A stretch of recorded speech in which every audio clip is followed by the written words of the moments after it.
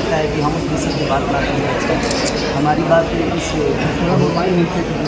मोहन भाई से गले मिलेंगे कि नहीं, ये तो बड़े भाई हमेशा रहेंगे मेरे और हमेशा रहेंगे, इसमें बुरा है था।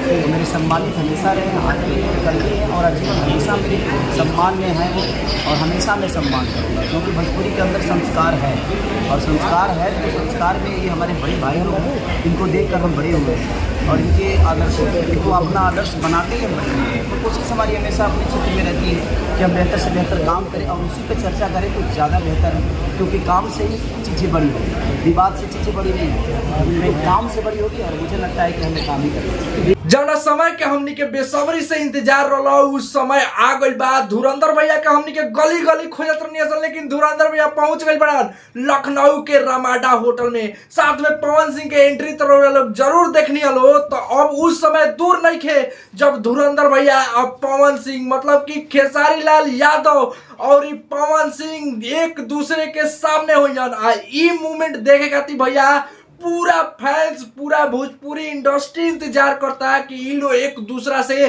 केंगा नजर मिलाई लो। बहुत लोग कहत रहे कि पावर स्टार जइहन तो धुरंधर भैया ना आइहन, आ केहू केहू कहता कि आज अगर पावर स्टार धुरंधर भैया से बोललन तो हम जौन बा पावर स्टार के विरोध करें, लेकिन ऐसा कोनो बात नहीं है, ऐसा ना करे चाहिए। अब धुरंधर भैया के इंटरव्यू में सुन लो धुरंधर भैया का कहलन, अरे धुरंधर भैया एकदम पिघल गई बड़न, आ गई बड़न जगह पर लगता टापा तक टपाए वाला काम हो गई बा।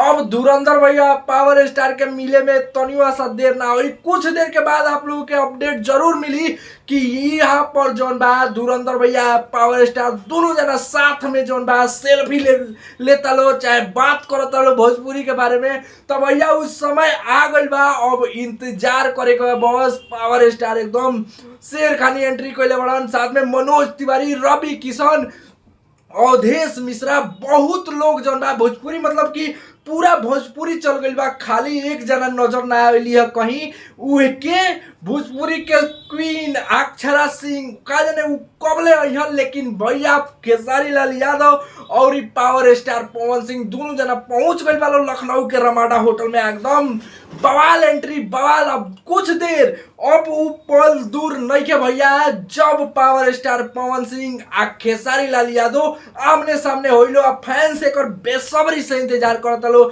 सब केहू खोजता कि लो आमने सामने आवलो बात करो, तब जौन बालू मसला सॉल्व होई। हम यही के इंतजार में बानी, तब तक रउरा लोग चैनल के सब्सक्राइब करके बेल आइकन के जरूर दबा देम, जौन भी अपडेट आई आपके ये चैनल पर मिली। चलिए वीडियो को लाइक करी शेयर करी, मिलता नहीं अगला वीडियो में।